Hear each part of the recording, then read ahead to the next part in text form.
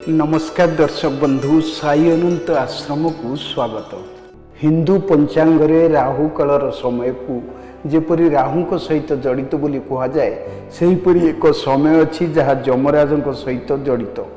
पंचांग अनुसार यह जमगंड काल कहुए। राहु काल एवं भद्रा परी एक अशुभ समय। जमदंड काल को जम काल किंबा जमगंड काल मध्य कहुए। यह दिनर एपरी एक समय जेतेबेले अशुभता व्यापी जाए एवं एथिरे कोनोसी नूतन काम आरंभ करिबा क्षतिकारक। जम काल को मृत्यु परी जंत्रणा देउथिबा समय बोली मध्य कहा जाए।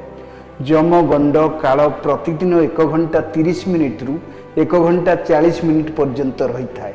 जमगंड कालर समय दिन हिसाब से भिन्न भिन्न होता है जहाँ पंचांग किंबा ज्योतिष कैलेंडर रु जଣା पड़ता है। जमराज समय रे गुरुत्वपूर्ण कार्य को एड़ाइबा उचित एवं केवल शेषकृत्य परि कार्य करा उचित। जमगंड काल समय को मृत्यु बाधा भय एवं अशुभ बोली विचार करा जाइथाय। जमगंड समय रे नूतन कार्य आरंभ करिबा, विवाह करिबा किंबा निर्बंध करिबा, बेपरुआ भाव में गाड़ी चालन करिबा, नूतन कार्य आरंभ करिबा एवं जे कोनोसी शुभ कार्य को एड़ाइबा उचित। यह एक धार्मिक विश्वास जे एपरि करिबा द्वारा क्षति असफलता किंबा मृत्यु समान कष्ट हो पारे।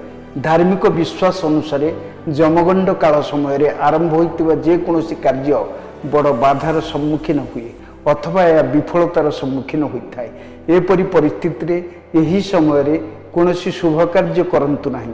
पंचांग अनुसार यह एकमात्र समय जेतेबेले शवदाह मृत्यु संस्कार करा जाई पारिबो।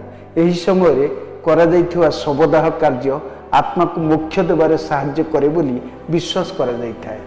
धन्यवाद। तमे पुओ को नै कि बाबा पाखो आसला परे आपनकर कोन परिवर्तन हेछि? पुओर जो गोड़ हाथ फाटुतला तार भी कोन परिवर्तन हेछि? हां मो एमिति जने सांग पिलांगटू सुनी कि आपन पाखो आसी किंतु आसिला परे मो पुओ दीर्घ 7 वर्ष हला जो कष्टटा भोगुथिला मोर हृदबोध होछि से 7 दिन रे गला भलिया लागिला। तेन करी बहुत सॉल्व हो जाइछि। एथिपाई बाबा को कोटि कोटि प्रणाम आउ महावीर पंचमुखी महावीर हनुमान को मो स्वामी जहाँ कहले मुझे से कहूँ तथा मोर अलग अनुभूति।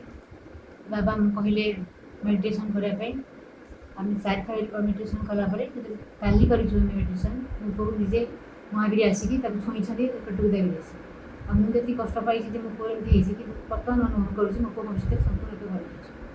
अच्छा वो एडी आसिले परे मोर जेती माने कष्ट थिला मो आगुरु जमा चाली पाउ नथली। एडी जेती सप्ताह भीतर आसिलेनी माने मते एते भल लागछि। हम तो चालियो छु बुलियो छु खेलियो सब भल लागछि। आगु मु किछि करै